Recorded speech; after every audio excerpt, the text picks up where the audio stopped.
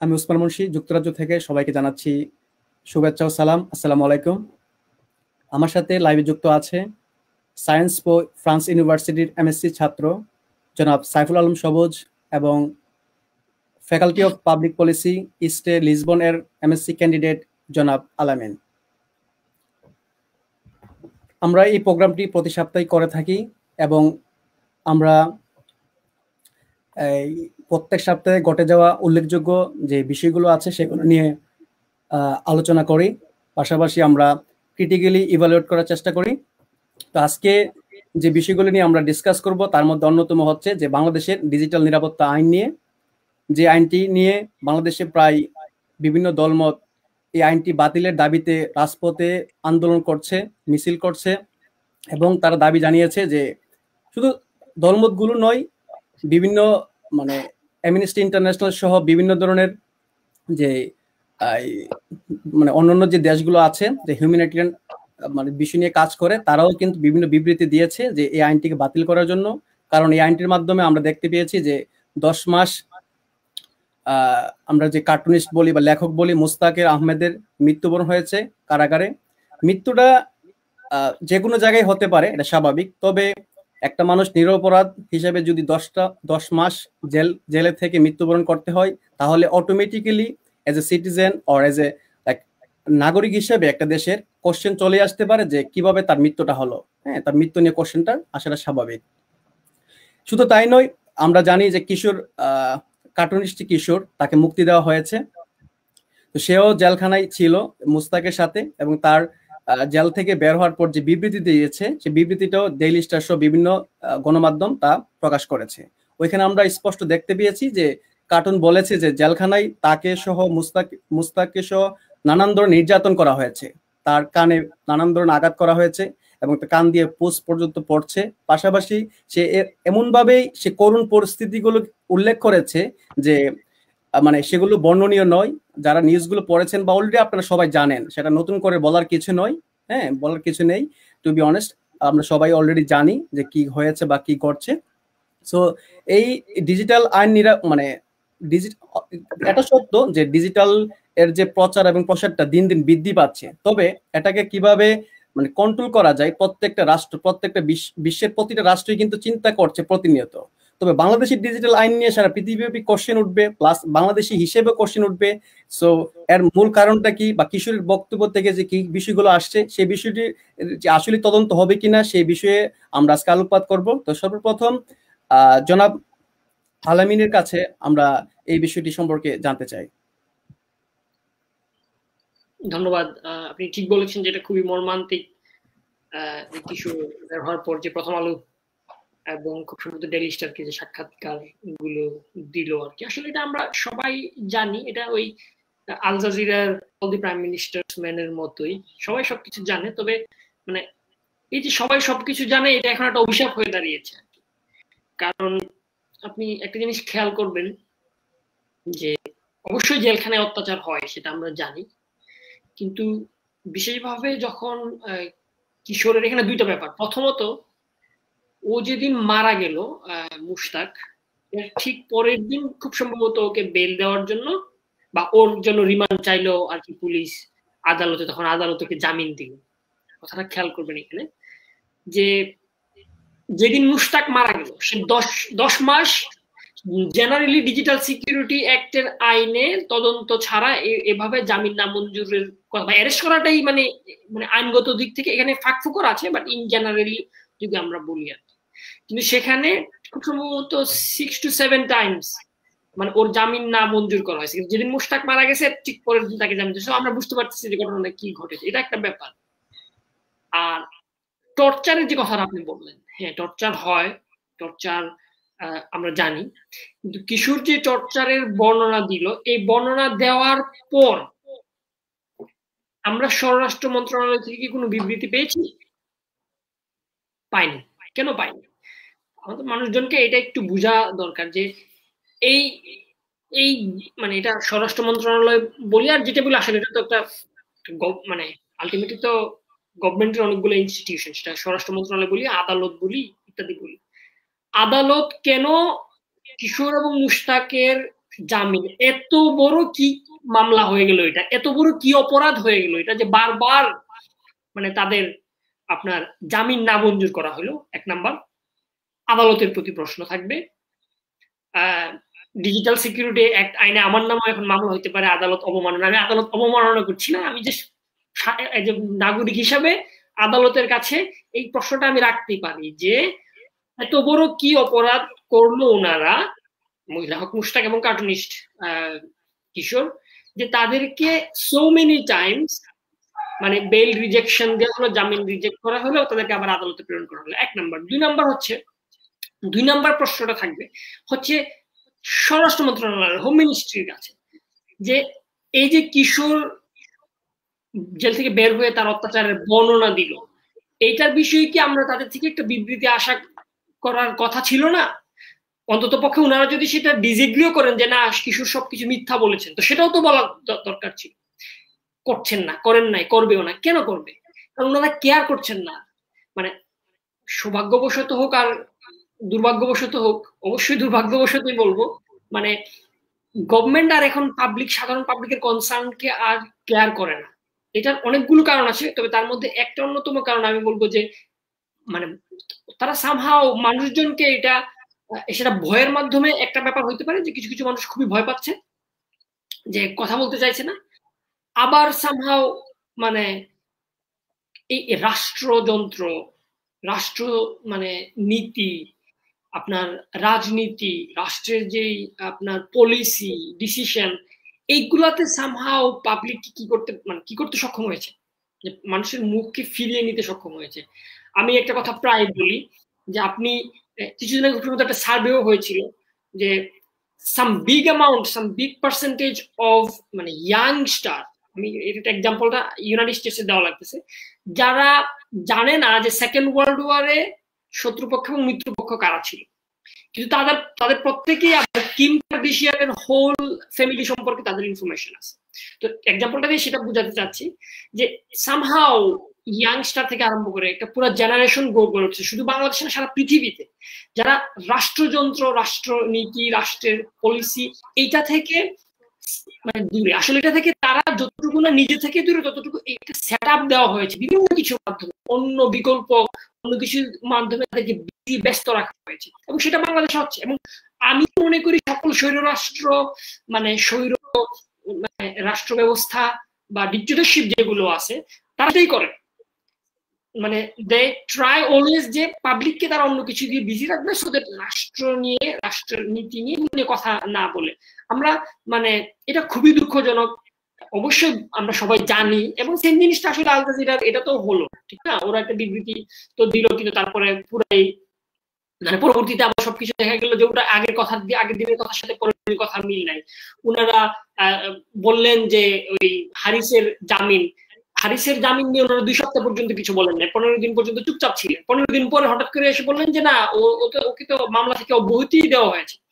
তো এখন হয়তোবা আমরা 2 সপ্তাহ পরে স্বরাষ্ট্র মন্ত্রণালয় থেকে কোনো বিবৃতি শুনতে পারবো যে না মানে অন্য কিছু। আমি কিছু কিছু খুব দুঃখ ভারাক্রান্ত মন নিয়ে আমাকে বলতে হয় যে কিছু কিছু আওয়ামী লীগের মানে আপনার এই লোকজন খুব মানে মানে আপনার মিনিস্ট্রি পর্যায়ের লোকজন আমরা দেখলাম যে তারা মুশতাকের মৃত্যুটাকে নিয়ে আপনার মানে সন্দেহ পোষণ করতেছে। আমি দেখলাম, খুব আশ্চর্য হলাম, বলতেছে যে সেখানে সে মানে হয়তোবা এমনও হইতে পারে যে ভেজাল মদ খেয়ে মারা গেছে। মানে এই ধরনের স্পর্ধা এই ক্ষমতাসীন সরকার দলের পাবলিকের হয়েছে। এটা কেন হয়েছে? কারণ তারা মানুষকে আর মানুষের ম্যান্ডেট নিয়ে ক্ষমতায় যাওয়া লাগে না, দরকার নাই। কারণ ইলেকশন এমনি হয়েছে, মানে রাতে দিনে চুরি ডাকাতি যে কোনো ভাবেই ইলেকশন করা যাচ্ছে, পাবলিকের ম্যান্ডেট নেওয়ার তো কোনো দরকারই নাই, আর পাবলিক আর ভয় পাচ্ছে না। এবং এটা খুবই মানে চিন্তার ব্যাপার, এটা যে কোনো সোসাইটির জন্য চিন্তার ব্যাপার, সেটা বাংলাদেশ হোক আর পৃথিবীর যে কোনো দেশই হোক। মানে মানুষজন যখন রাষ্ট্রযন্ত্র, রাষ্ট্রের চিন্তা, রাষ্ট্রের মানে নীতি নির্ধারণী থেকে নিজেকে দূরে সরিয়ে রাখে, তখন যে কোনো যারা রাষ্ট্র চালায় তাদের জন্য দ্যাটস হোয়াট দে ওয়ান্ট, তারা এটাই চায় যাতে জবাবদিহিহীন ভাবে একটা পুরো একটা সেটআপ তৈরি করে রাখা যায়। ধন্যবাদ।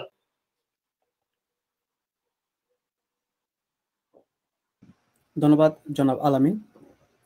আপনি ঠিকই বলেছেন যে বাংলাদেশের মানে মুস্তাক প্লাস কিশোরের যে প্রবলেম সেটা শুধু মুস্তাক এবং কিশোরের মধ্যে লিমিটেড না। যদি লিমিটেড থাকতো তাহলে বিষয়টা অন্যরকম ছিল। বাট বিষয়টা কিন্তু আমরা দেখতে পাই যে আহ, একটা দেশে আইন থাকবে, এটা স্বাভাবিক, এবং আইনের প্রয়োগ হবে, এবং আইন একটা স্বতন্ত্র বিষয়। আইন তার মানে স্বতন্ত্র আহ, তাই সবার সব জায়গায় তুলে ধরবে, এটাই স্বাভাবিক। তবে আমরা বাংলাদেশের প্রেক্ষাপটে একটা ভিন্ন মতকে দমন করার যে একটা বিষয় আমরা দেখতে পাই, যখন বিএনপি ক্ষমতায় থাকে তখন তারা তাদের মতো করে মানে বিষয়গুলোকে সাজিয়ে নেয়। আবার এট দ্য সেম টাইম যখন এর বিরোধী কোনো দল, আওয়ামী লীগ বলি বা যে কোনো দল ক্ষমতায় আসে, আমরা এরশাদকেও দেখেছি, তারা যখন দলে আসে তখন তারা তাদের মতো করে মানে যে আইন কানুন আছে তাদের মতো করে সাজিয়ে নেয়। এখন বিষয়টা হচ্ছে যে আমরা যারা সাধারণ জনগণ, আমরা যারা মানে প্রত্যন্ত অঞ্চল বা বাংলাদেশে বসবাস করছি, সার্বজনীন যে বিষয়টা সেটা ওইখানে তখন লিমিটেড হয়ে যায়। তখন তাদের লাইফ এবং যে চলাফেরা সবকিছু রেস্ট্রিক্টেড হয়ে যায়, বা কথা বলার স্বাধীনতায় বলেন বা যে কোনো বিষয়ে বলেন। এখানে কিন্তু ডিজিটাল সিকিউরিটি অ্যাক্ট নিয়ে কারো প্রবলেম নাই, বাট প্রবলেমটা হচ্ছে মেইনলি প্রয়োগটা নিয়ে, এবং এই প্রয়োগের কারণেই কিন্তু কোশ্চেনটা আসছে। আর at the same time digital security act নিয়ে যে আজকে যে কোশ্চেনটা উঠছে এটাও সত্য নয়। 2018 সালে যখন ডিজিটাল সিকিউরিটি অ্যাক্টটা মানে নিয়ে আসবে এরকম প্রস্তাবনা সরকার থেকে আসে, তখনই কিন্তু অ্যামনেস্টি ইন্টারন্যাশনাল সহ, যেটা আমি অলরেডি স্ক্রিনে দেখিয়েছি, যে অ্যামনেস্টি ইন্টারন্যাশনাল সহ বিভিন্ন দেশ এবং বাংলাদেশের বিভিন্ন দলমত এবং সাংবাদিক সবাই কিন্তু এর বিরোধিতা করেছে। সো তারপরও এই আইনটাকে প্রয়োগ করা হচ্ছে বা হয়ে যাচ্ছে, এবং মুস্তাকের কারণে সেটা আবার একটা বড় ইস্যু, মানে জাতীয় ইস্যু হিসেবে পরিণত হয়েছে। সো অফকোর্স এই বিষয়টি নিয়ে আমাদের স্টুডিওতে সাইফুল আলম সবুজ আছেন, ওনার কাছ থেকে ওনার যে অপিনিয়ন শুনতে চাই।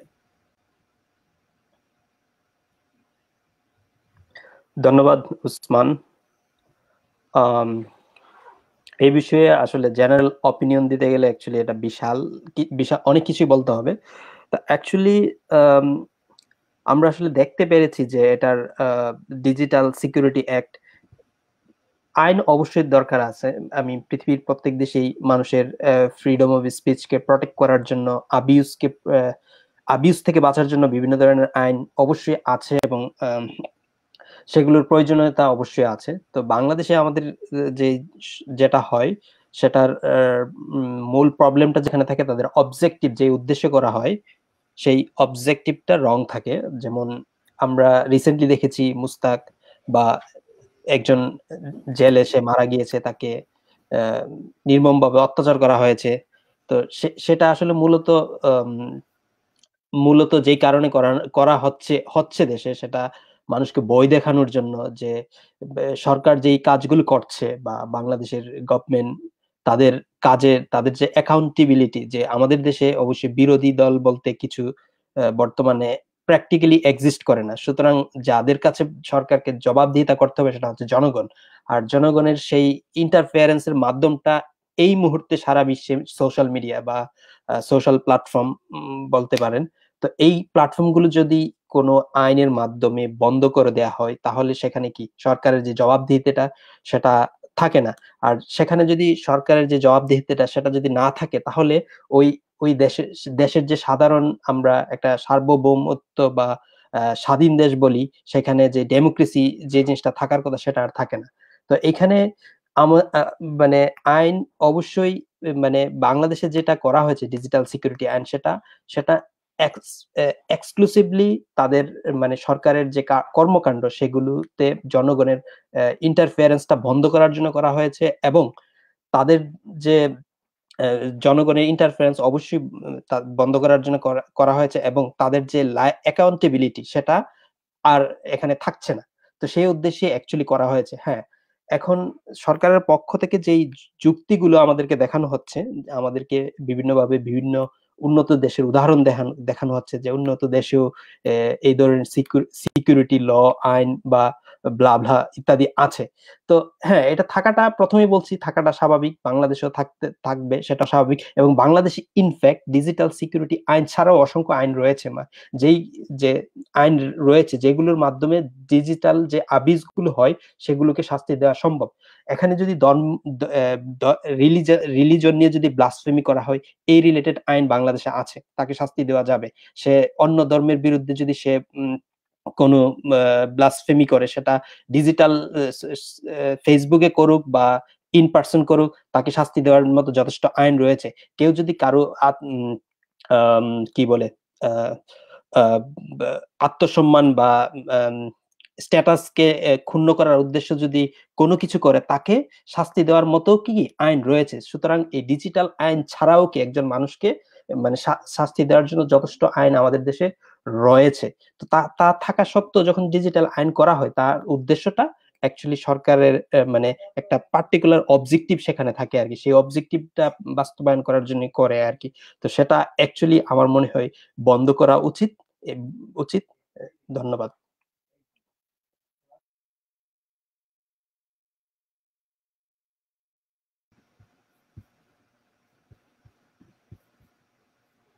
ধন্যবাদ সাইফুল আলম সবুজ, আপনি ঠিকই বলেছেন। আমরা আজকে একটা কমেন্টস দিব। মেজবাউদ্দিন কমেন্টস করেছেন যে আওয়ামী লীগ বিএনপির যন্ত্রণায় দেশের জনগণ অতিষ্ঠ। সো এই বিষয়ে আসলেই মানে সাধারণ মানুষ যে ভোগান্তির শিকার হচ্ছে সেটা সত্য, তবে তা থেকে উত্তোলনের বিষয়টা কি সেটাও আমাদের জানা প্রয়োজন। প্লাস ডিজিটাল সিকিউরিটির অ্যাক্টের যে বিকল্প কিছু আমরা জানি, এখানে আমরা যারা স্টুডিওতে উপস্থিত আছি তারা হয়তো বা আইনের স্টুডেন্ট নয়, তবে দেশের নাগরিক হিসেবে আমরা অবশ্যই মানে বিষয়গুলো তো আমরা বুঝতে পারি না। সো সেক্ষেত্রে জনাব আলামিন যে মেজবাউদ্দিন যে কোশ্চেনটা করেছেন যে আওয়ামী লীগ বিএনপির যন্ত্রণায় দেশের জনগণ অতিষ্ঠ, তার বিকল্প হিসেবে বা তার মানে মানে বা এই আইনটির বিকল্প হিসেবে কি হতে পারে বলে আপনি মনে করছেন? ধন্যবাদ। আপনি দুইটা বিষয় বলেছেন এখানে। এক হচ্ছে যে আমাদের সম্ভবত একজন দর্শক একটা প্রশ্ন করেছেন, প্রশ্ন না ঠিক অনুভূতি জানিয়েছেন। আর আরেকটা হচ্ছে যে ডিজিটাল সিকিউরিটি অ্যাক্টের ব্যাপারে যদি আমি প্রথমে ডিজিটাল সিকিউরিটি অ্যাক্টের ব্যাপারে বলবো। যদিও আমি ল এর স্টুডেন্ট না, সুতরাং আমার মন্তব্য হয়তো খুব বেশি কনস্ট্রাকটিভ বা ইনফরমেটিভ হবে না, কিন্তু তারপরও আমরা যতটুকু সাধারণ মানুষ হিসেবে যতটুকু জানি, যতটুকু খোঁজ খবর রাখা যায়, যে বাংলাদেশে একটা ইনফ্যাক্ট ল ছিল যেটাকে আইসিটি ল বলা হতো, যেটা 57 নাম্বার ধারা এই নামেও এটা নিয়ে অনেক আন্দোলন হয়েছে।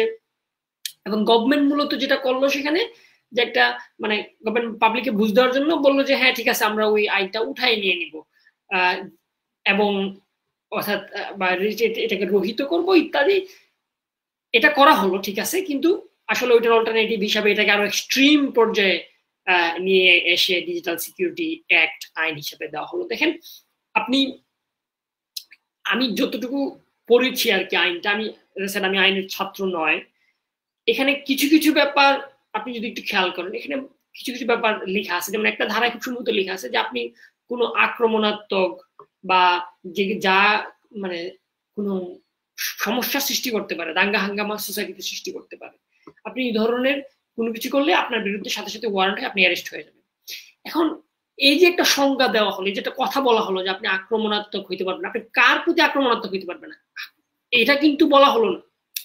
এখন এক জায়গায় মানে ধরেন যে একটা ধরেন যে কিশোর আইসা এই জবানবন্দিটা দিল, রাইট? আমরা তো জানি না, আমি ধরে নিলাম যে আমরা এখনো জানি না, আমি ব্যক্তিগতভাবে বিশ্বাস করি কিশোর যা বলেছে শতভাগ সত্য বলেছে, কিন্তু ধরলাম ফর দি মানে সেক অফ দ্য আর্গুমেন্ট যে ঠিক আছে সে সত্য বলতে পারে মিথ্যা বলতে পারে, বাট সে যেটা বলছে সেটার উপর যদি আমাকে কমেন্ট্রি করা লাগে তাহলে তো আমাকে বলতেই হবে যে পুলিশ যে কর্তৃপক্ষ, যে পুলিশ কর্তৃপক্ষের আন্ডারে সে জেলের মধ্যে ছিল, মানে তারা তার সাথে সুবিচার করে নাই, তারা তার সাথে অবিচার করেছে, তারা তাকে মেরেছে, তারা তার সাথে গুন্ডামি করেছে ইত্যাদি। এই কথাটা বলার কারণেও আমার বিরুদ্ধে ডিজিটাল সিকিউরিটি অ্যাক্ট দিয়ে মামলা হইতে পারে, কারণ এখানে কোনো ডেফিনিটিভ কোনো কিছু নাই। একটা কথা বলে দেওয়া হয়েছে যে আপনি আক্রমণাত্মক কিছু বলতে পারবেন না, দ্যাটস অল। বলা হয়েছে যে সরকার এবং রাষ্ট্র, যে কথাটা আমি এর আগে অনেকবার বলেছি, যে সরকার এবং রাষ্ট্র বিরোধী কোনো কিছু হলে কি ভাই, সরকার এক জিনিস, রাষ্ট্র আরেক জিনিস। এবং দেশ আরেকটা জিনিস, রাষ্ট্রই যেখানে সেক্রেট না সেখানে সরকার সেক্রেট হওয়ার তো প্রশ্ন আসে না। সরকারের বিরোধিতা আমি করতে পারি, সরকারের যে কোনো পলিসির বিরোধিতা আমি করতে পারি, আমি কেন, যে কেউই করতে পারে। এখন এটা ভেরি ভেগ, মানে এটা মানে খুবই অস্পষ্ট একটা আইন, এবং it doesn't make any sense, nonsense. মানে একটা মানে আপনি যদি নিজে পড়ে থাকেন, আপনি আইনের ছাত্র না হইলেও আপনি বুঝতে পারবেন যে কারোর উপরই এই আইনটা প্রয়োগ চলে। আমি মনে করি যে আমরা এই পর্যন্ত দিস উইক উইথ উসমান যতটা করেছি, প্রত্যেকটা শহরে নিশ্চয়ই ডিজিটাল সিকিউরিটি অ্যাক্টের মানে অ্যাক্টের আন্ডারে আমাদের বিরুদ্ধে মামলা হইতে পারে। তো এখন অল্টারনেটিভ কি? অল্টারনেটিভ হচ্ছে, অ্যাকচুয়াল অল্টারনেটিভ হচ্ছে যে এই রাষ্ট্র প্রসেস চেঞ্জ হতে হবে। আমরা এই বিষয়টা নিয়ে গত সপ্তাহে কথা বলেছি, যেখানে আইন পরিবর্তন কিছুই হবে না, একটা আইন যাবে আর একটা আইন আসবে, কারণ রাষ্ট্র এখানে ছিনতাই হয়ে আছে। এটাই সত্য কথা। রাষ্ট্র ছিনতাই হওয়ার প্রুফ কি? এই Mushtaq Kishore, it latest proof. আমি you can go on and on, কিন্তু অন্তত পক্ষে সাম্প্রতিক সময়ের রাষ্ট্র যে ছিনতাই হয়েছে সেটার প্রুফটা হচ্ছে এইটা। কেন? কারণ একটু এটা এক্সপ্লেন করাটাও এখন অনেকটা বুকামির মানে মতো লাগে। রাষ্ট্র ছিনতাই হয়েছে কেন? কারণ এখন ইলেকশনের দরকার হয় না, ইলেকশন ছাড়াই রাষ্ট্র মানে তার সরকার মানে চুজ করতে পারতেছে। তাহলে এই রাষ্ট্র আর রাষ্ট্রে নাই, পাবলিকের রাষ্ট্র নাই, এটা ছিনতাই হয়েছে। এখন আসলে অল্টারনেটিভ হিসেবে বললে এখানে রাষ্ট্রের প্রসেস চেঞ্জ হতে হবে, সরকার চেঞ্জ হলেও সেটা সম্ভব না। তারপরেও for the sake of the argument আমরা যদি বলি, অবশ্যই আইন করা যায়, অবশ্যই সারা পৃথিবীতেই ডিজিটাল সিকিউরিটির জন্য মানুষের মানে আইন করা আছে, কিন্তু এই ধরনের নজির আমরা পৃথিবীর কোথাও দেখাতে পারবেন না। আপনি পৃথিবীর কোথাও এই ধরনের নজির দেখাতে পারবেন না। কিছু মূর্খতাপূর্ণ মানুষ, ইনফ্যাক্ট মানে সোশ্যাল, যেটা নিয়ে আমরা গত সপ্তাহে মনে কথা বলেছি, যে ওয়েস্টার্ন ওয়ার্ল্ডের বিভিন্ন কিছু এক্সাম্পল দেন, যিনারা এটা বুঝতে ব্যর্থ যে সরকার এবং ধর্ম এক জিনিস না, সরকার এবং রাষ্ট্র এক জিনিস, সেটা তাদের মূর্খতা। কিন্তু অ্যাকচুয়ালি পৃথিবীর কোথাও সেটা নাই। আইন অবশ্যই পরিবর্তন করা যায়, আইনকে আরো স্পেসিফিক করা যায় ইত্যাদি। আমরা শুনলাম যে আইন করার আগে আইন বিশেষজ্ঞদেরকে নিয়ে কোনো পরামর্শও করা হয় নাই, এটাও আমরা জানতে পারলাম কিছুদিন আগে। তো তাইলে মানে অবশ্যই আইন করা যায় যেখানে মানুষকে আরো স্পেসিফিক, মানুষকে বলে দেওয়া যায় যে ভাই আপনি এটা করেন না, এটা মানে এভাবে করলে। আমি সরকারের সমালোচনা করলে এখানে মানে রাষ্ট্র বিরোধীর কি আসলো গেল, আমি সরকারের সমালোচনা করলে এখানে দাঙ্গা হাঙ্গামার কি আসলো গেল। ফলে এটাকে আরো স্পেসিফিক করা যায়, সদিচ্ছা থাকলে সেটা করা যায়, একটা ব্যাপার। সেকেন্ড যে ব্যাপারটা আপনি বললেন যে আপনাকে একজন প্রশ্ন করে, মানে খুব সম্ভবত একজন দর্শক আপনার মন্তব্য দিয়েছে যে আওয়ামী লীগের এবং বিএনপির যন্ত্রণা দেশের। এটা আসলে দেখেন, এখানে তো শুধু আওয়ামী লীগ বিএনপি না, মানে আমি বলবো যে আপনি 47 পর্যন্ত আপনি ব্রিটিশদের আন্ডারে ছিলেন, আপনি ব্রিটিশদের দ্বারা রুল হয়েছেন, অত্যাচারে চালিত হয়েছেন, আপনার এখানে বিজনেস করেছেন, মানে জিডিপি আপনার এখানে হয়েছে, টাকা পয়সা যা কিছু আছে সবকিছু ওদের এখানে নিয়েছে, আপনাকে ফেমিনিন দিছে, মানে বরং দুর্ভিক্ষের মধ্যে মানে রেখে দিছে। আমি শুধু বাংলাদেশ এই ভূখণ্ডটার কথা বলি।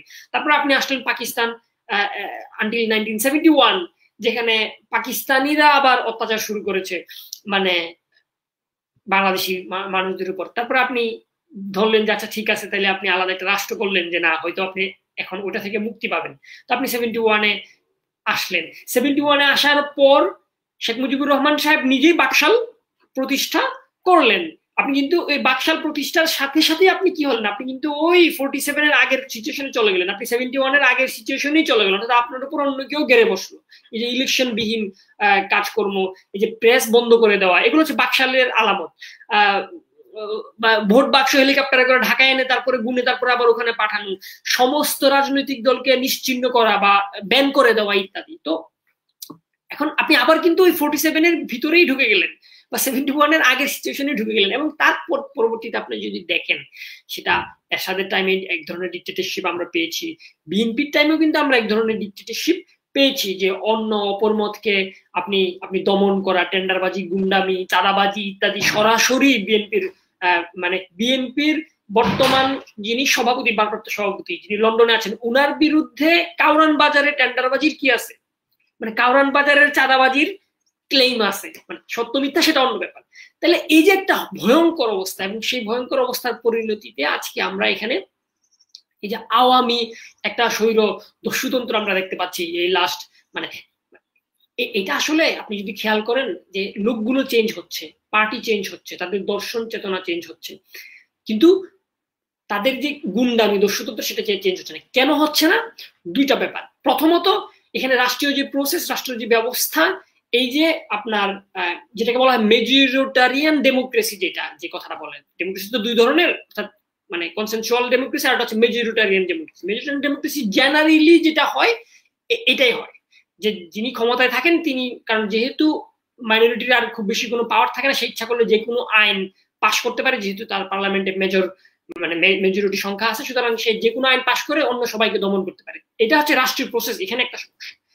আরেকটা সমস্যা আপনি দেখবেন যে প্রত্যেকটা রাজনৈতিক দলের গঠনতান্ত্রিক ভাবে তারা খুব জাতীয়তাবাদী একটা সেন্স নিয়ে আসেন, যে জাতীয়তাবাদী যে একটা মানে উগ্র জাতীয়তাবাদী একটা সেন্স প্রত্যেকে, আপনি সেটা আওয়ামী লীগ বলেন, বাঙালি জাতীয়তাবাদ, আপনি বিএনপি বলেন, বাংলাদেশি জাতীয়তাবাদ, আপনি যেখানে যান, আপনি মডার্ন পার্টি দেখেন।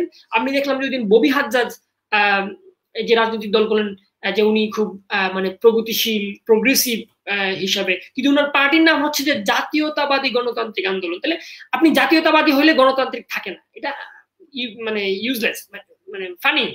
জাতীয়তাবাদ বলতে আপনি এখানে একটা সার্টেন সেক্টর, আপনার জাতীয়তায় যারা বিশ্বাস করে আপনি তাদের কথা বলবেন, তাদের প্রতিনিধি করবেন, তাহলে এটা গণতান্ত্রিক হলে কিভাবে? গণতান্ত্রিক হতে হলে তো সব হইতে হবে, সব মানুষের হইতে হবে। তো ফলে এটা একটা ব্যাপার যে রাজনৈতিক দল গঠনের যে প্রক্রিয়া, সেটা আমাদের দেশে না, শুধু সারা পৃথিবীতে এই প্রক্রিয়াটাই আসলে কি ডাইভার্সিফাইড না। প্রক্রিয়াটাই এটার গঠনতন্ত্রটা বা এটার ভিত্তিটা, রাজনৈতিক দলের মানে ভিত্তি যেটা, সেটাই কি না আপনার মানে গণতান্ত্রিক না, সেটাই আপনার মানে একটা সেক্টারিয়ান টাইপের, মানে পার্টিকুলার একটা মতবাদ, পার্টিকুলার একটা জিনিসকে যখন আপনি রিপ্রেজেন্ট করেন, তখন স্বাভাবিকভাবেই আপনি ক্ষমতায় যাওয়ার পর অন্য যে মতবাদ যাকে যিনি পোষণ করেন, আপনি সেটাকে পাপ মনে করেন। যেহেতু আপনি সেটাকে পাপ মনে করেন, সুতরাং আপনি কি করেন? আপনি স্বাভাবিকভাবেই আপনি যা কিছু করেন তাকে উৎখাত করার জন্য আপনি সেটাকে বেলিট মনে করেন। কিছুদিন আগে বাংলাদেশের পৌরসভা ইলেকশন, ব্রাহ্মণবাড়িয়াতে পৌরসভার ইলেকশনের মানে জেলা আওয়ামী লীগের সেক্রেটারিকে আমরা বলতে শুনলাম যে আওয়ামী লীগের ভোটটা সবার সামনেই হবে। উনি ওপেনলি বলতেছেন আওয়ামী লীগের ভোটটা সবার সামনে হবে আর কাউন্সিলর ভোটটা ওগুলা ভিতরে হবে।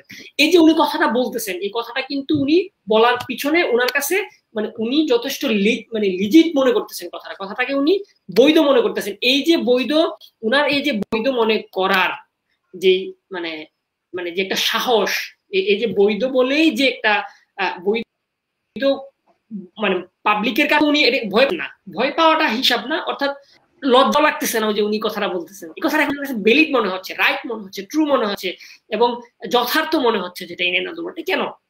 কারণ যখন তার রাজনৈতিক দলের বেসমেন্টটা যখন কোন একটা পার্টিকুলার মতবাদের ভিত্তিতে হয়, তখন স্বাভাবিক সে এই চেতনায় বিশ্বাসী, সুতরাং অন্য সব চেতনা তার কাছে পাপ মনে হবে। এটা গণতান্ত্রিক রাজনৈতিক দল আর থাকে। তাহলে এখানে দুইটা ব্যাপার, রাষ্ট্র ব্যবস্থার যে ব্যাপারটা সেটা, আর হচ্ছে যে রাজনৈতিক দল যে প্রসেসে গঠন হচ্ছে সেটা। আমার মনে হয় এগুলো চেঞ্জ না হলে বাংলাদেশের মানুষ, শুধু এটা আওয়ামী লীগ বিএনপি পরিবর্তনও হইতে পারে, কোনো লাভ হবে না, সারা পৃথিবীর মানুষের কোনো লাভ হবে না। প্রসেস এভাবে চলতে থাকবে, সবকিছু এভাবে চলতে থাকবে। ধন্যবাদ। ধন্যবাদ মিস্টার আলামিন, আপনি ঠিকই বলেছেন। মানে আপনি যে সময় নিয়ে বলেছেন বাংলাদেশের প্রেক্ষাপটে আসলে তাই তো হচ্ছে। সো এখন আমরা আন্তর্জাতিক কয়েকটি বিষয়ে আমরা আলোকপাত করব। তার মধ্যে যে অন্যতম যে বিষয়টি সেটি হচ্ছে যে আমরা দেখতে পাই দুর্নীতির দায়ে ফ্রান্সের সাবেক প্রেসিডেন্টের কারাদণ্ড হয়েছে। হ্যাঁ, সেটি ফ্রান্সের আদালত রায় দিয়েছে, তার 3 বছরের কারাদণ্ড দেওয়া হয়েছে। তার বিরুদ্ধে যে এলিগেশনটা আসছে সেটা হচ্ছে যে সে মানে তার ক্ষমতাসীন যে সময়টা ছিল সে সময়কালে একজন জাজকে তার দলের কর্মীর বিরুদ্ধে যে অভিযোগ আসছিল সেটাকে নাকচ করার জন্য সে ঘুষ দেওয়ার প্রস্তাব রেখেছিল। তো সেটা এখন প্রমাণিত হয়েছে। প্রমাণিত হওয়ার ফলে তাকে এই প্রথম ফ্রান্সের ইতিহাসে সে প্রথম প্রেসিডেন্ট যাকে সরাসরি, এর আগেও অনেক প্রেসিডেন্টের বিরুদ্ধে কারাদণ্ডের নির্দেশনা আদালত দিয়েছিল, বাট এই প্রথম এই প্রেসিডেন্ট যে নিকোলা সার্কোজি, যাকে 1 বছর কারাদণ্ডে সরাসরি জেলে থাকতে হবে আর 2 বছর হয়তো বা সে বাইরে থাকবে। সো এখন আমরা অনেক সময় প্রশ্ন তুলি, বিষয়টা এই জন্য গুরুত্বপূর্ণ যে ফ্রান্স এবং অন্যান্য রাষ্ট্রের জন্য এটা খুবই নর্মাল বিষয়। আমরা প্রাইম মিনিস্টারকে পদত্যাগ করতে দেখি, প্রাইম মিনিস্টারকে রাস্তায় নর্মাল মানে মানুষের সাথে চলতে দেখি, বাট আমাদের বাংলাদেশি মানুষের জন্য এটা সবচেয়ে বেশি গুরুত্বপূর্ণ। এই জন্য যে আমরা অনেক সময় বলে থাকি যে ফ্রান্সের তো প্রেসিডেন্টের মানে বিচার হচ্ছে না বা ওরা তো ওইভাবে লাইফ লিড করে, আমরা অনেক সময় এক্সাম্পল নিয়ে আসি। তো সেই বিষয়টাকে মানে আরো আলোকপাত করার জন্য আমি জনাব সাইফুল আলম সবুজকে আমন্ত্রণ জানাচ্ছি।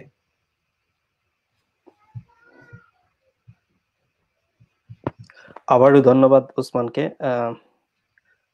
যদিও আমি ফ্রান্সে থাকি, বিষয়টা সম্পর্কে আমি খুব বেশি নলেজ রাখি ব্যাপারটা তা না, তবে আমি আমার অবস্থান থেকে আমার অপিনিয়ন এই টপিকের উপর আমি দিতে চেষ্টা করব। আসলে যে সে একসময় ফ্রান্সের হেড অফ স্টেট ছিল, এটা আসলে তাকে এখন শাস্তি দেওয়া হচ্ছে। এটা আসলে মূলত দ্য বিউটি অফ ডেমোক্রেসি, একটা গণতন্ত্রের যে একটা সৌন্দর্য আছে, যে গণতন্ত্রের যে একটা সুফল আছে, গণতান্ত্রিক একটা রাষ্ট্র ব্যবস্থার যে একটা মানে সুবিধা আছে, সেটা এটা আরেক অন্য দিক থেকে এটা প্রমাণ করে যে জবাবদিহিতা বা লায়াবিলিটি, সে যেই হোক তারও কি জবাবদিহিতা বা অ্যাকাউন্টেবিলিটি আছে, সে দেশের সর্বোচ্চ ক্ষমতাধর হোক বা না হোক। সেটাই অ্যাকচুয়ালি ডেমোক্রেসির ওয়ান অফ দ্য ডেমোক্রেসির অন্যতম একটি বিষয়, যেটা আমরা এই দেশের সেই নিকোলাস সার্কোজিকে শাস্তি দেওয়ার মাধ্যমে আমরা বুঝতে পারি। তো এই জিনিসটা যদি এই জিনিসটা আছে বলেই আমরা যারা অন্য সকল রাষ্ট্র ব্যবস্থা থেকে গণতান্ত্রিক রাষ্ট্র ব্যবস্থাকে বেশি প্রেফারেন্স দিয়ে থাকি। আর এই জিনিসটা যদি না থাকতো, তাহলে মানুষের অ্যাকচুয়ালি কোনো মানে আগের যে কিংশিপ ছিল বা রাজতন্ত্র ছিল, বা এখনো কিছু কিছু দেশে আছে, ওইটার ওইরকমই রাষ্ট্র ব্যবস্থাগুলো হয়ে যেত। তো তো এইখানে এই জিনিসটা থাকার কারণে আমরা গণতন্ত্রের প্রতি আমরা একটা বিশ্বাস রাখতে পারি যে আমরা যাকে রাষ্ট্রের প্রধান বানাবো, যাকে আমরা ভোট দিয়ে তাকে আমাদেরকে পরিচালনা করার জন্য একটা ক্ষমতায় অসীন করব, সে যদি দুর্নীতি করে, সে যদি আইন লঙ্ঘন করে, তাকেও কি কোনো এক সময় শাস্তি পেতে হবে। সেই জিনিসটা যদি থাকে, তাহলে মানে মানুষ একটা আশ্বস্ত, মানুষ দেশের জনগণ কি একটু স্বস্তিতে থাকে। কিন্তু সেটা যদি আমরা ফ্রান্স থেকে বাংলাদেশে নিয়ে যাই, বাংলাদেশে আসলে জনগণের শাস্তি সেটা আসলে প্রতিহিংসামূলক শাস্তি, কিন্তু গণতান্ত্রিক পদ্ধতিতে অন্যায়ের বিরুদ্ধে সে যে একটা দেশের প্রধান, সে যে অন্যায় করেছে তাকে শাস্তি দেওয়া উচিত, স্বাভাবিক প্রক্রিয়ায় সেটা হচ্ছে না, হচ্ছে যেটা সেটা প্রতিহিংসামূলক। যেমন বাংলাদেশে বর্তমানে যে সরকার ক্ষমতাধর, ওই সরকারের কেউ বর্তমানে শাস্তি পাবে না। সে যতই অন্যায় করে থাকুক, সে মানুষকে খুন করে ফেললেও তার কোনো শাস্তি হবে না। আমরা আল জাজিরার অল প্রাইম মিনিস্টার ম্যান রিপোর্টে দেখেছি যে সরকারের দল মানুষ খুন করেও কি বেঁচে যাচ্ছে, তাকে ক্ষমা করে দেওয়া হচ্ছে, কোনো মানুষ জানছেও না, নিউজ পত্রিকা জার্নালিস্টরাও জানছে না, এরকম হচ্ছে। কিন্তু বিরোধী দলের কেউ যদি অন্যায় করে থাকে, সে করুক বা নাও করুক। একটু আগে আলামিন বলেছেন যে বিএনপির যে ভারপ্রাপ্ত যিনি, তিনি লন্ডনে থাকেন, তাকেও বিভিন্নভাবে বিভিন্ন আইনের প্রক্রিয়ায় তার বিরুদ্ধে মামলা করা হচ্ছে, কারণ সেই মামলাগুলো অ্যাকচুয়ালি প্রতিহিংসামূলক। কিন্তু যে ওয়েস্টার্ন কান্ট্রিগুলোতে, যে ফ্রান্স, ইউরোপ বা অন্যান্য দেশে, সেটা প্রতিহিংসামূলক শাস্তি হয় না, সেটা প্রকৃত শাস্তি হয়। যে নিকোলাস সার্কোজির বিরুদ্ধে যে এলিগেশনটা এসেছে যে সে একজন লয়ারকে ব্রাইব দিতে চেষ্টা করেছে, সেটা ট্রু ছিল এবং তার জন্য সে শাস্তির যোগ্য। সে এই জন্য তাকে শাস্তি দেওয়া হয়েছে। এবং তার সে এই মুহূর্তে যদি মানে সে কনজারভেটিভ পার্টির প্রেসিডেন্ট ছিল, কনজারভেটিভ পার্টিও যদি ক্ষমতায় থাকতো, তারপরেও কি তার শাস্তি হতো, তারপরেও তাকে ক্ষমা করা হতো না। সেম জিনিসটা বাংলাদেশে হচ্ছে না। বাংলাদেশে যেটা হচ্ছে, যে আপনি হয়তো বা আমাকে আর্গু করতে পারেন এবং বলতে পারেন যে কেন বাংলাদেশে তো হাসিনা, খালেদা, ওদের দুজনেরই শাস্তি হয়েছে। হ্যাঁ, সেটা হয়েছে প্রতিহিংসামূলক। যখন একদল ক্ষমতায় থাকে, অন্য দলকে তারা আগে যে তাদের উপর অত্যাচার করা হচ্ছে, সেটাকে আমলে নিয়ে প্রতিহিংসামূলক যে মামলা ছিল তার এগেইনস্টে আরো অনেকগুলো মিথ্যা মামলা ঢুকিয়ে প্রতিহিংসামূলক প্রতিবাদ নেওয়া হয়। প্রকৃত শাস্তিটা যেটা আইন অনুযায়ী হওয়া উচিত, সেটা হচ্ছে না। অ্যাকচুয়ালি আমাদেরকে এই ফ্রান্স থেকে যে শিক্ষাটা নেওয়া উচিত, যে প্রকৃত পক্ষে যদি সে সাজা প্রাপ্ত হয়, সাজার যোগ্য হয়, তাকে সেই সাজা দেওয়া উচিত বলে উচিত সেটা আমাদের দেশেও হওয়া উচিত বলে মনে করি। ধন্যবাদ উসমান। ধন্যবাদ সাইফুল আলম। ফ্রান্সের প্রেসিডেন্টের মানে সাথে সাথে আমার একটা খুব গুরুত্বপূর্ণ নিউজের মানে বিষয়ে আমার মানে মানে চিন্তা চলে আসে, সেটা হচ্ছে যে নাজানিন জাকারি, সে ব্রিটিশ, যদিও ইরানিয়ান, ব্রিটিশ সিটিজেন, সে ইরানে গিয়েছিল হলিডে পারপাসে অথবা তার ব্যক্তিগত কোনো রিসার্চ পারপাসে, যেটা ছিল একান্তই তার ব্যক্তিগত বিষয়।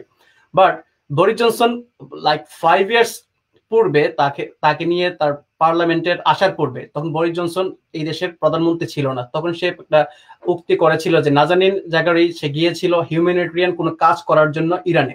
আর ইরান সবসময় ওয়েস্টার্ন কান্ট্রিগুলোর যে কেউ ওই দেশে যদি যায়, কারণ তারা ইউরেনিয়াম নিয়ে কাজ করছে বা বিভিন্ন ধরনের গোপনীয় বিষয় নিয়ে কাজ করছে, যে মূল কারণ হচ্ছে তারা পুরা মিডল ইস্টে প্রভাব বিস্তার করার চেষ্টা করে আসছে, সেটা আমরা সবাই কম বেশ জানি। তবে নাজানিন যে বিষয়টা খুবই গুরুত্বপূর্ণ এই জন্য যে নাজানিন যখন ওই দেশে গিয়েছিল তার ব্যক্তিগত সফরে, তখন ওরা চিন্তা করছিল সে হয়তো গুপ্তচর কিছু একটা বা কোনো একটা বিশাল একটা স্বার্থ নিয়ে সে ইরানে আসছে। এট দ্য সেম টাইম তাকে তার গ্রেপ্তার করেছিল ইরানিয়ান অথরিটি, বা অথরিটি গ্রেপ্তারের সাথে সাথে বরিস জনসন তাকে সে বুঝেই বলুক বা না বুঝেই বলুক, যে কোনো পারপাসে সে বলুক, সে বলেছিল যে নাজানিন গিয়েছিল হিউম্যানিটেরিয়ান কাজ করতে। তখন ইরানিয়ানরা বলে হ্যাঁ বরিস জনসন তো বলে দিয়েছে সে এখানে আসছে হিউম্যানিটেরিয়ান কাজ, সে তো সরাসরি গুপ্তচরের হয়ে এখানে আসবে, সেটা তো বরিস জনসন বলবে না। সো তারা একটা পয়েন্ট পেয়ে গেল, পেয়ে তারা কি করলো, নাজানিনকে 5 ইয়ার্সের জন্য কারাবন্দি করলো। So maybe 9th of March maybe তার কারাবন্দির সময়সীমা শেষ হবে। সো এখন নাজানিন জাগারি যে একটা দেশে যাওয়ার পর তাকে গ্রেপ্তার করা, নিজের দেশে নিজে গ্রেপ্তার করে 5 বছর জেলে রাখা এবং তাকে জামিন দেওয়ার পর ইউকে তে ফেরত নিয়ে আসা হবে কিনা সেটা নিয়ে অনেক কোশ্চেন। তো সেই বিষয়ে জনাব আলামিনের কাছে আমি মানে আরো একটু স্পষ্ট হতে চাই যে আমি জাস্ট এই বিষয়টাকে আমাদের সাথে যদি মানে মিলিয়ে দেখি যে আমরা কেউ যদি নিজের দেশে গিয়ে 5 বছর জেলবন্দি থাকি তাহলে বিষয়টা আপনি কিভাবে দেখবেন? ধন্যবাদ।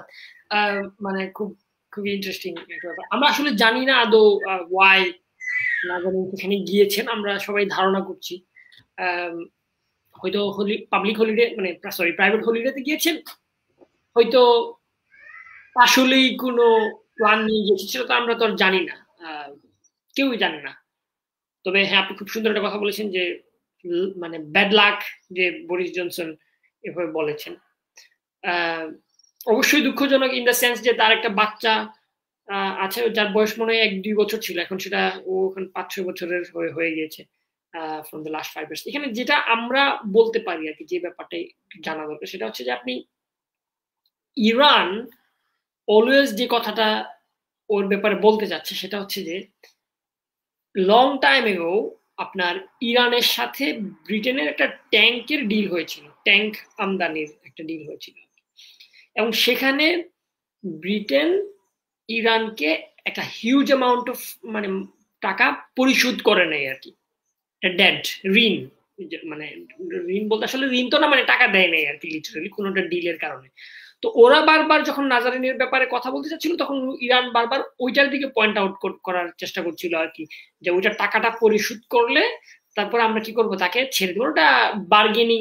আপনি যদি নাজারিনের হাজবেন্ডের কথা বলেন, সে মূলত এটাই বলার চেষ্টা করছে যে তার ওয়াইফ এখন একটা বার্গেন চিপসের মতো হয়ে গেছে আর কি, যে মানে যেটা বলতে যাচ্ছি আপনি দেখেন যে এই মানে, এবং ওইটা তারা প্রথম থেকেই বলেছে, হয়তো তার 5 ইয়ার্সের জেল এভাবে হয়তো না, সে ইনফ্যাক্ট সুইসাইড করার চিন্তা ভাবনা করতেছে তার হাজবেন্ড, যেটা বললো কয়েকবার সে অ্যাটেম্প নিয়েছে এই ধরনের।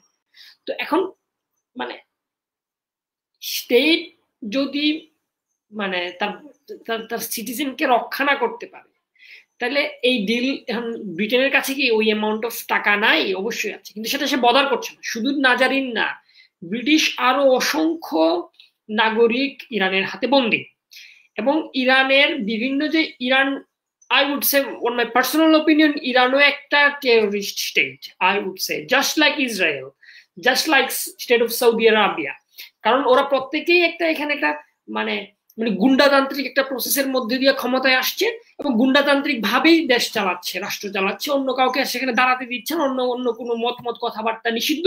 গণতন্ত্র তো বহু দূর কি বা, মানে গণতন্ত্রের বিষয়ে আমরা অনেক মানে লেট অ্যালোন গণতন্ত্র। তো এখন যেটা বলছিলাম যে এখানে আপনি দেখবেন যে স্টেট আসলে কত নির্মম। আমরা একটু আগে কথা বলছিলাম যে সরকার এবং রাষ্ট্রের বিরুদ্ধে কিছু বললে আপনার নামে মামলা হয়ে যাবে, এটা অনেক দেশেই হয়তো আছে যে রাষ্ট্রের বিরুদ্ধে আপনি বললে মামলা। এই প্রসেসটা থেকে মানুষকে উঠে আসতে হবে। রাষ্ট্র সিক্রেট কোনো কিছু না। এই রাষ্ট্র, এই যে ব্রিটিশ, এটা one of the country, one of the developed country in the world, one of the richest country in the world, কিন্তু সে তার এই গুটি কয়েকটা সিটিজেনকে রক্ষা করতে পারছে না। কেন পারছে না? তারা জাস্ট বিকজ তাকে কিছু টাকা দিতে হবে। সাম অ্যামাউন্ট অফ টাকা দিলে সে চলে আসবে। এখন এটা তারা করতে রাজি না, কারণ এখানে তারা একটা বিজনেসের মতো, মানে রাষ্ট্রটাকে একটা বিজনেস ব্যবসায়িক প্রতিষ্ঠান হিসেবে দেখা হচ্ছে। যিনি যাচ্ছেন তিনি রাষ্ট্রটাকে বিজনেস প্রতিষ্ঠান হিসেবে দেখছেন। কেউ হয়তো সেটাকে টাকা ইনকাম করছেন, কেউ তার পাওয়ারের মানে তার পাওয়ার মানে মানে পাওয়ার ডিসপ্লে করার যেই অনুভূতি, একটা গুড ফিলিং, সেটা প্র্যাকটিস করার চেষ্টা করছেন। বিভিন্ন জন বিভিন্ন ভাবে সেটা করার চেষ্টা করছেন। তাহলে মানে এটাই আমার মনে হয় যে আমরা এখান থেকে এটাই নিতে পারি যে রাষ্ট্র আসলে একটা নির্মম ব্যাপার। রাষ্ট্র নির্মম ব্যাপার তখন যখন রাষ্ট্রটা গুন্ডার হাতে থাকে, গুন্ডাতান্ত্রিক প্রসেসের মধ্যে থাকে। কিন্তু মানুষের মানে মানে এবং এটার জন্য এটা থেকে রক্ষার উপায় হচ্ছে যে সরকারগুলোকে আরো জবাবদিহিতাপূর্ণ করা। আরো কোন প্রসেসে করলে সাধারণ মানুষ সাধারণ মানুষের কাছে সরকার জবাবদিহি দিতে বাধ্য থাকবে, এই ধরনের একটা প্রসেসের মধ্যে দিয়ে মানে নিয়ে আসা। আপনি নাজারিনের কথা বললেন, এটা সে তার, আপনি বললেন যে 6 মার্চে তার হয়তোবা তার 5 ইয়ার শেষ হবে, কিন্তু দ্যাট ডাজ নট মিন যে তারা তাকে এলাউ করবে ব্রিটেনে ফেরত যাওয়ার জন্য। এখানে বিভিন্ন মানে বিশ্লেষকরা বলছেন যে হয়তোবা তার এই সেন্টেন্সটা শেষ হওয়ার সাথে সাথে তার বিরুদ্ধে আরেকটা মামলা দিয়ে দেওয়া হবে।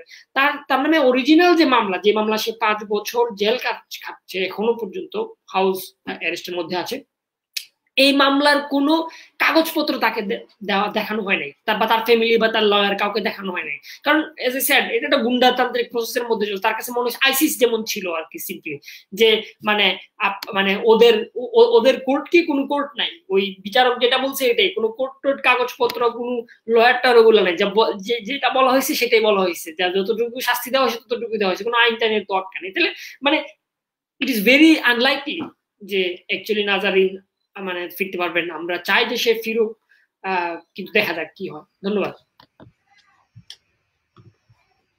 ধন্যবাদ জনাব আলামিন। এখন যে বিষয়টি আমরা ডিসকাস করব সেটি হচ্ছে যে ভারতের প্রধান বিচারপতি সে প্রায় খুবই কর্কশ মন্তব্য করেছে, করে প্রায় পুরো দেশকেই একটা মানে আন্দোলন করার জন্য আমি বলবো এক উস্কানি দিয়েছে।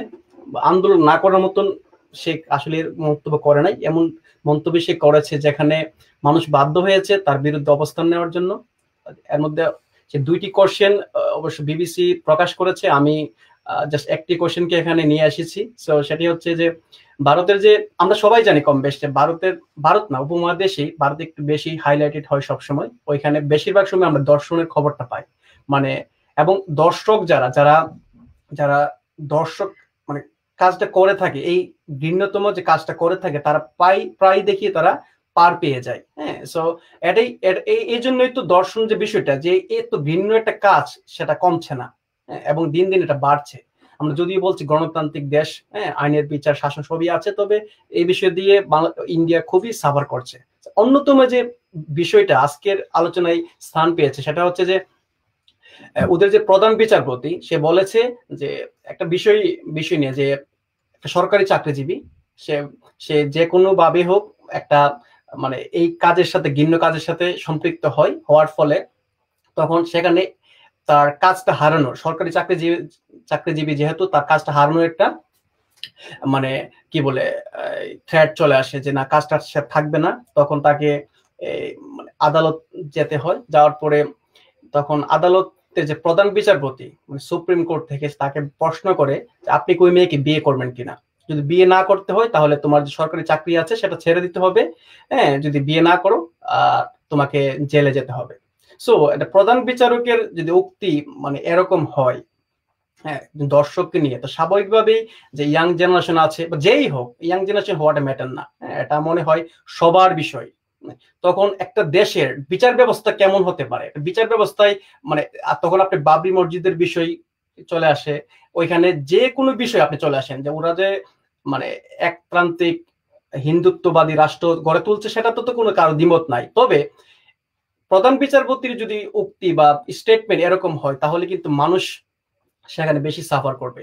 তো এই প্রধানমন্ত্রীর উক্তি নিয়ে জনাব সাইফুল আলম সবুজ থেকে আমরা জানতে চাই যে একজন প্রধান বিচারক কি এরকম উক্তি করতে পারেন কিনা, বাট কতটুকু যৌক্তিক? ধন্যবাদ উসমান। আইনগত দিক থেকে একজন প্রধান বিচারপতি সেটা করতে পারবে কিনা সেটা আইনগত আইনের দিক থেকে আমার অবশ্যই জানা নেই, বা ইন পার্টিকুলার ইন্ডিয়ান আইন ব্যাপারটা এলাও করে কিনা আমার জানা নেই। তবে সাধারণ দৃষ্টিকোণ থেকে সেটা প্রচলিত মানে ল এর মতো মনে হয় না, যে ব্যাপারটা অনেকটা অড অড মনে হয় যে সে কি করে, মানে এটা আসলে বিচার হইতে পারে না। সে এ ধরনের প্রশ্ন করাটা অবান্তর অবান্তর মনে হয় যে সে তাকে বিয়ে করবে কিনা। বিয়ে করলে সেটা আসলে আই মিন যে রেপিস্ট তাকে আসলে শাস্তি দেওয়া হচ্ছে না, তাকে ইভেন তার জন্য এটা রিওয়ার্ডও হয়ে যেতে পারে ইন এ সেন্স, যদি সেই মেয়ে আর মেয়ের এটা ছেলের জন্য রিওয়ার্ড হবে এবং মেয়ের জন্য শাস্তি হবে বরং। কারণ যে শাস্তি, যে ছেলে তাকে রেপ করেছে, তার যে টর্চারকারী, তাকে তার বিয়ে করতে হবে, যাকে সে পার্সোনালি পছন্দ করে না। যা আই মিন এখানে যেহেতু রেপ প্রশ্নটা চলে আসতেছে, সে একজন মানে দোষী, সে একজন অপরাধী, সে একজন অন্যায়কারী, সে একজন বেবিচারকারী।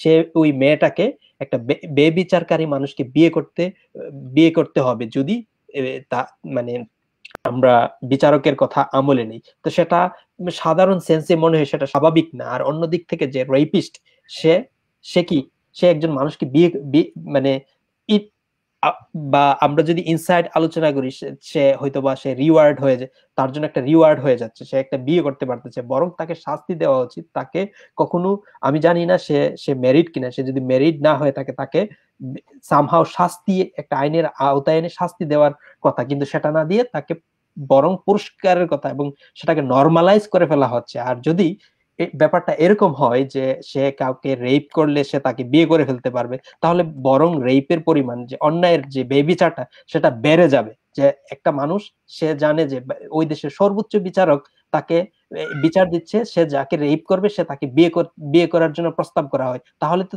নরমালি রেপের পরিমাণটা বেড়ে যাবে। একটা মানুষ যদি একটা মেয়েকে বিয়ে করতে চায়, তাকে সিম্পলি তার যেই কাজটা করতে হবে, তাকে সেই অন্যায়, সেই বেবিচারটা করতে হবে। করলে কি ওই দেশের সর্বোচ্চ বিচারক তাকে এইভাবে মানে রায় দিবে, যেটা সম্পূর্ণ মানে সম্পূর্ণ আইন বিরোধী, মানে সাধারণ আইন বিরোধী। যে বা আই বিলিভ, আমি ইন্ডিয়ান ল স্টাডি না করলেও আমি যেটা সাধারণ সেন্স থেকে বলতে পারি, এই ধরনের আইন ইন্ডিয়াতে থাকার কথা না, সেটা অস্বাভাবিক। ইন্ডিয়া তো দূরের কথা, পৃথিবীর কোনো দেশে সেটা থাকার কথা না। তো সুতরাং সেটা সম্পূর্ণ অযৌক্তিক, এবং ইভেন এই ধরনের মন্তব্য করার জন্য প্রধান বিচারপতির বিরুদ্ধে আইন মামলা করা উচিত এবং তার শাস্তি হওয়া উচিত। ধন্যবাদ। ধন্যবাদ সাইফুল আলম।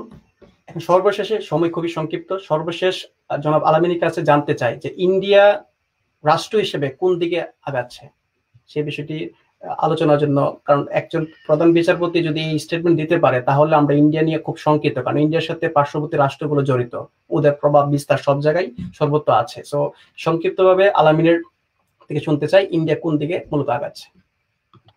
ধন্যবাদ। আসলে মানে দেখেন, এই শুধু পার্টিকুলার এই বিষয়টা না, আর এটা আসলে প্রধান বিচারপতি ব্যাপারটা খুব সেন্সিটিভ।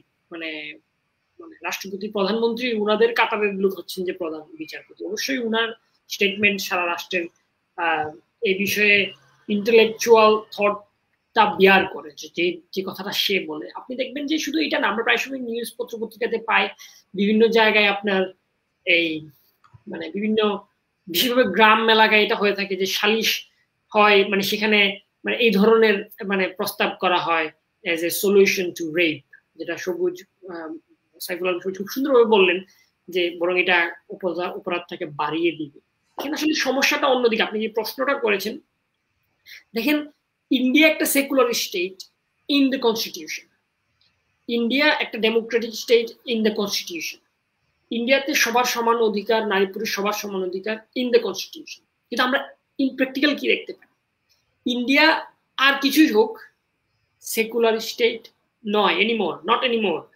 মানে অ্যাটলিস্ট ফর লাস্ট মানে 7-8 ইয়ার্স যেভাবে মুসলিম দমন এবং যেভাবে দলিত দেরকে দমন করা হচ্ছে, যেভাবে কাশ্মীরের আইন করা, সিএবি করা, আপনার বিভিন্নভাবে তাদের যে রেটরিক গুলা, এন্টি ইমিগ্রেশন এন্ড এন্টি মুসলিম ইত্যাদি, সেকুলার তো নাই। আপনি একটু আগেই বললেন, খুব সম্ভবত বাবরি মসজিদের কথাটা আনলেন, এই রায়টাও তো হাইকোর্ট থেকেই আসছে। তো এভাবে পুরো ইনস্টিটিউশনটার মধ্যে আর সেকুলারিজম নাই, কিন্তু কোথায় সেকুলারিজমটা আছে? কনস্টিটিউশনে আছে। খেয়াল রাখবেন আপনি। আপনি যদি আসেন democracy, India is no more a democratic state. Y?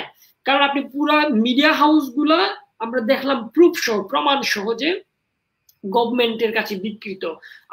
আমরা একটু আগে গভর্নমেন্ট ইনস্টিটিউশনের কথা বললাম, যে আপনার জুডিশিয়াল সিস্টেম, আপনার পুলিশ, এভরিথিং, এটা কি মানে গভর্নমেন্ট ইউজ করতে পারছে তার বিরোধী দলকে দমনের জন্য। তাহলে সেখানে ডেমোক্রেটিক প্রসেস থাকার প্রশ্ন। রাহুল গান্ধীর স্টেটমেন্টটা যদি আপনি দেখেন লাস্ট ইলেকশনে হারার পর, সে সেখানে খুব মানে ভুলনারেবলি মানে বলার চেষ্টা করেছে যে পুরো ইনস্টিটিউশন কাজ করেছে কি মানে বিজেপির পক্ষে। সুতরাং এই ধরনের ডেমোক্রেটিক স্টেট তো হইতেই পারে না। থার্ড যে পয়েন্টটা, যেটা আজকের আপনার এই টপিকের সাথে রিলেটেড, যে নারী পুরুষ সবার সমান অধিকার, অথচ Delhi is one of the most women violent city in the world. Delhi পৃথিবীতে মহিলাদের জন্য সবচাইতে বেশি রিস্কি একটা সিটি। এই সিটিটা কোথায়? ইন্ডিয়াতে। এখন আসলে এইটা মানে কনস্টিটিউশনে থাকলে তো আর হবে না, এটা প্র্যাকটিক্যালি আসতে হবে। হ্যাঁ, অবশ্যই প্র্যাকটিক্যালি আসার অনেকগুলো উপায় আছে, ইনস্টিটিউশন শক্তিশালী হওয়া সেটাও আছে, কিন্তু আসলে সবচেয়ে গুরুত্বপূর্ণ যে ব্যাপারটা সেটা হচ্ছে মানুষের মানসিকতা পরিবর্তন হওয়া। এটাই আসল কথা। রাষ্ট্র আইন করলে কোনো লাভ হবে না, মানসিকতায় মানে নারী বলতে বা পুরুষ বলতে যেটা মানুষজন বলার চেষ্টা করে, আসলে নারী শব্দটাও যথেষ্ট বিতর্ক আছে শব্দটা নিয়েও, যে নর থেকে নারী অর্থাৎ জাহান্নামী এমন একটা সেন্স। যেমন সতীদাহ প্রথার কথা আমরা জানি, যে হাজবেন্ড মারা গেলে ওয়াইফকে যে জ্বলন্ত মানে জ্বালাই ফেলতে হবে ইত্যাদি। কারণ সেই কারণ কি? কারণ সে অলক্ষিত। এই যে এই ধরনের সেন্সটা সাবকন্টিনেন্টে আছে, সেটা হিন্দু মুসলিম খ্রিস্টান সবার মধ্যে হয়তো এইভাবে নাই, কিন্তু বিভিন্ন অন্য একটা ভাবে আছে। এই সেন্সের পরিবর্তনটা আনতে হবে। এই ভার্ডিক্ট, এই যে প্রধান বিচারপতির এই কথাটা সম্পূর্ণ ভাবেই কি একটা লিঙ্গবাদী বা যৌনবাদী মিসোজিনিস্ট টাইপের একটা মানে কথা হলো এখানে। যিনি রেপের শিকার হলেন তাকে ভিকটিম হিসাবে কোনোভাবেই কি ট্রিট করা কিন্তু হলো না, এটাকে নিচে একটা ঘটনা হিসাবে ট্রিট করা হলো, এবং এই ঘটনার মানে সোসাইটাল সমাধান দেওয়ার জন্য এখানে আরো কিছু ব্যাপার কিন্তু আছে। আপনি দেখবেন যে একটা রেপিস্ট যখন একটা মেয়ে যখন রেপড হয়, তখন সোসাইটিতেও তাকে আসলে ভিকটিম হিসাবে দেখা হয় না, বরং পাপী হিসাবে দেখা হয়। ফলে তার জন্য সোসাইটিতে কন্টিনিউ, সাধারণ মানুষ হিসেবে কন্টিনিউ করাটাও কিন্তু একটা ডিফিকাল্ট হয়ে যায়। যার ধরুন আমাদের সাবকন্টিনেন্টে এটা সেন্স কাজ করে যে হয়তো বা তার সাথে বিয়েটা হয়ে গেলে কি হইতে পারে, মানে সোসাইটির এই একটা ইয়ে থাকে। মানে এখানে সমস্যাটা কোনোভাবেই আইন দিয়ে সমাধান করাটা সম্ভব নয়। আমার কাছে মনে হয় সাইকোলজিক্যালি পরিবর্তন আসতে হবে। রেপ একটা অন্যায় কাজ, আমার উপর যদি একটা জুলুম হয়, আমাকে যদি কেউ আঘাত করে, আমি যেমন ভিকটিম হব, রেপ হইলেও সেটা কি হবে? সে ভিকটিম হবে, মানে সে পাপী না। যে রেপ করেছে সে অন্যায় করেছে, সুতরাং তার শাস্তি হবে, যেটা সাইফুল আলম মানে বলার চেষ্টা করেছেন। তাহলে এই প্রসেসে আসতে হবে। আর এই প্রসেসটা তখনই আসবে যখন মানে মহিলা যারা, তাদেরকে আমরা মানুষ হিসাবে দেখার অন্ততপক্ষে একটা চেষ্টা করবো। নট নেসেসারিলি যে মানুষ বাট ইনফেরিয়র। আমার মনে আছে যে 1000 বছর ধরে উপন্যাসের মধ্যে একটা মানে একটা কথা ছিল, একটা ডায়লগ ছিল, যে আমরা কি মানুষ না? তখন রিপিট করতেছেন আরেকজন যে হ্যাঁ আমরা মানুষ, তবে মেয়ে মানুষ। এই যে মানুষের মধ্যে আবার একটা ক্যাটাগরি করার একটা চেষ্টা, যে মেয়ে মানুষ অর্থাৎ ইনফেরিয়র একটা ভাব মানে নিয়ে আসা। এই সেন্সটা যদি পরিবর্তন না হয়, আসলে প্রধান বিচারপতি অবসারণ করলে কিছু হবে না, আইন করলেও কিছু হবে না, সংবিধানেও আসলে কিছু করলে আমার মনে হয় হবে না। ধন্যবাদ। ধন্যবাদ সাইফুল সবুজ, ধন্যবাদ জনাব আলামিন। আজকে আমরা এখানে শেষ করব। পরবর্তী অনুষ্ঠানে আপনাদের থাকার আমন্ত্রণ জানাচ্ছি, এবং যারা এই পর্যন্ত অনুষ্ঠানটি দেখেছেন এবং দেখছেন বা পরবর্তী দেখবেন, সবাইকে শুভেচ্ছা জানিয়ে এবং পরবর্তী প্রোগ্রাম দেখার আমন্ত্রণ জানিয়ে আজকের মতো এখানে শেষ করছি। সবাই ভালো থাকবেন। আসসালামু আলাইকুম।